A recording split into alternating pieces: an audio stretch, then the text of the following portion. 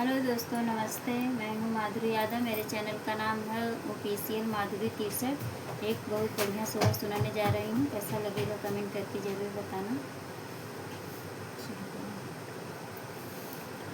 गोकुला में लागी बजरिया बजरिया राजा जायन हो। गोकुला में लागी बजरिया बजरिया राजा जायन हो। राजा हमरे खातिर लिया चुनरिया ननद के तिलरिया न हो। राजा हमरे खातिर लाया चुनरिया ननद के तिलरिया न हो।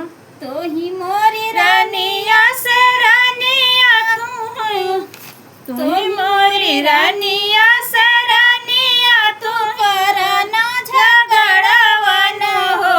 तू ही मोरी रानिया से रानिया त करना झगड़वन हो। रनिया बहिन बेटा बाटी ससुराई तिन चुनरिया उनके सोहेला हो। रनिया बहिनी ते बाटी ससुराई तिन चुनरिया उनके भावेला हो।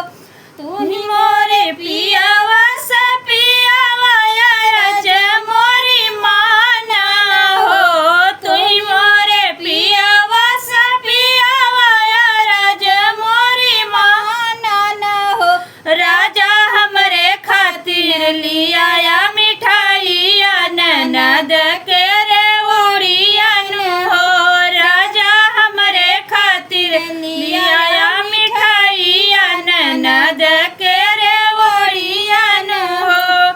तू ही मोरे धनिया से धनिया करना न खड़वन हो। तू ही मोरी धनिया से धनिया करना न खड़वन हो। धनिया बहिनी त बाटी ससुराई तिन मिठैया उनके भावेला हो। रनिया बहिनी ते बाटी ससुराई तिन मिठैया उनके भावेला। तो ही मोरे पियावा से पियावा तब मोरी माना हो। तू ही मोरे पियावा से पियावा तब मोरी माना हो। पिया हमरे खातिर लिया पुतलवा ननद के पुतलिया न हो। पियावा हमरे खातिर ले आया पुतलवा ननद के पुतलिया न हो। तो ही मोरे धनिया सरनिया तब हमारी माना न हो। तू ही मोरी रानिया से रानिया तब हमारी माना न हो। रनिया बहिनी ते बाटी ससुराई तिन पुतलवा उनके भावेला हो। रनिया बहिनी ते बाटी ससुराई तिन पुतलवा उनके भावेला हो। दोस्तों सुनिए और कमेंट करके बताइए कैसे लगा मेरा शो।